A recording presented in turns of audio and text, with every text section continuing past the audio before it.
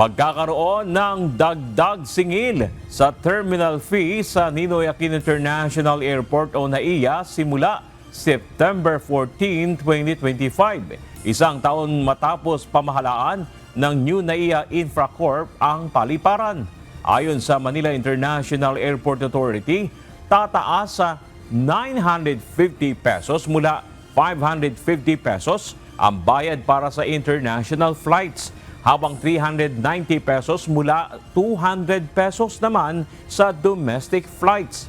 Exempted pa rin sa bayad ang mga sanggol, flight crew, OFWs, pilgrims, Medal of Valor awardees at iba pang nakasaad sa batas.